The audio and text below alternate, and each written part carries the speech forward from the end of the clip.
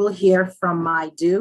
She is Malden Community Organizer and co-founder of the CARE Coalition.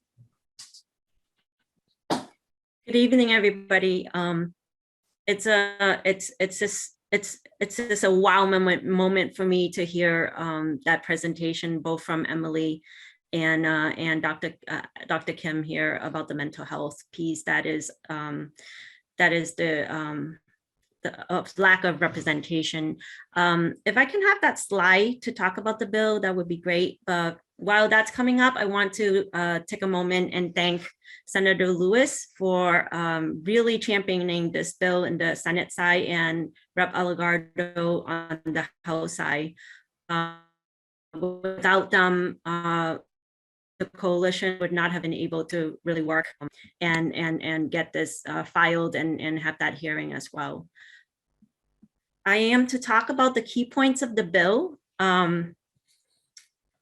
Senator Lewis has talked about that there are three main points. One is about ensuring that there's educators workforce that would be diverse and that we create this pipeline to continue to cultivate teachers of color, BIPOC teachers.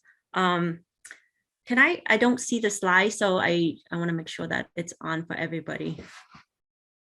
And then for his second point is the curriculum material. We hear about that. That's the anti-racist curriculum that will address equity and inclusion, and that the content is there for teachers who are working. Right now, there are teachers who are working on this, but they find themselves working in silos or that they don't have enough support. And we want to make sure that this legislation will provide that kind of support and resources. And thirdly, to ensure professional development for teachers. And we heard from the youth, the amazing youth speakers who spoke so powerfully earlier. There are teachers who are teaching and they have the passion and the heart to teach well, but there are also teachers who are lacking the training and the resources. And then there are teachers who don't have enough training and they don't have the professional development that will elevate what they're trying to do within their classrooms. There are also white teachers who are trying to do the right thing, but they don't know where to go for resources and support. And then there are also teachers of color who find themselves being alone and not getting the peer support that they can to do their job well. And sometimes it's very discouraging for them to actually stay within the profession. And when we were, as a coalition, when we were thinking about how do we get these things achieved, these 3 points achieved, and thinking about the legislation, the vision came to us that we have to be very intentional, that it cannot be a blanket mandate. And so what this legislation does is that the proposal is to build an infrastructure, which is the commission, known as Commission for Anti-Racism and Equity in Education. And this commission is a living body where appointed commissioners will continue to take on the most current research and practices, embracing higher education, embracing nonprofit organizations work. Those are on the ground, teachers, students, parents, and very importantly, working closely, collaboratively with the Department of Elementary and Secondary Education, DESE.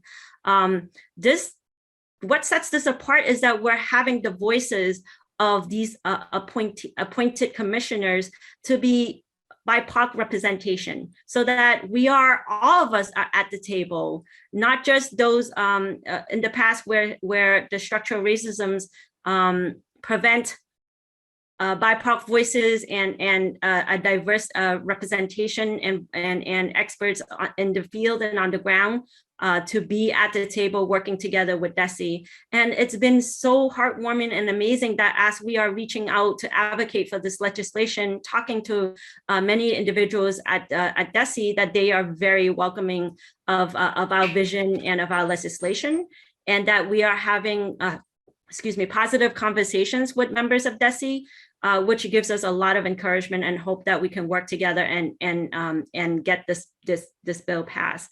The other part of the legislation that is also quite unique and timely is that we would like this commission to have a meaningful role to work with the department, with the state, essentially, to influence a meaningful and equitable process for teachers licensing. Right now, as we talk about increasing the diversity and of the workforce, the educational workforce, and school counselors, we don't have a mechanism to influence that where we have well, there are organizations such as Massachusetts Teachers Association, MTA, and whatnot. Many organizations that are working on this, and thank you, MTA, for being a great supporter of our legislation. But what we would hope for is that the commission itself, with the diverse representation and voices and experts in the field, will be talking with the state together to then have a very intentional process for teachers licensure.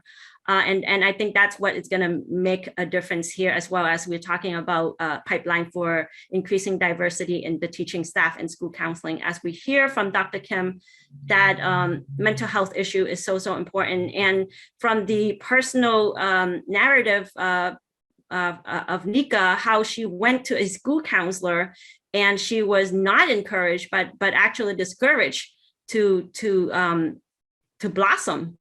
And so this legislation also includes the importance of school counseling and taking into account the mental health aspect of our students and what it means when there's no representation, when there's no mirror, when there's no window. And lastly, what this legislation is doing, and Emily has alluded to earlier, is that we are asking for a trust fund. And this trust fund will not only receive public dollars, but also private donations, so that all of us are in this together, that this is equal and shared responsibility from all stakeholders to invest in the anti-racist education curriculum and support for both teachers, educators, and the entire community. The trust fund is meant to be available for not just teachers and districts, but also for nonprofit organizations and others to deepen and widen their research and best practices, and for them to know that this is, when there's money behind the work, when there's money behind the talk, it is a proven, it is a moral compass to say that that we're just not talking the talk, but we're walking the walk. And so the trust fund is a true testament to why this bill is so important. We're going to be sharing the website, the link to our legislation, which has the very detailed language for the legislation and also the co-sponsorships that we're having right now. So please do look at the legislation language and understand it.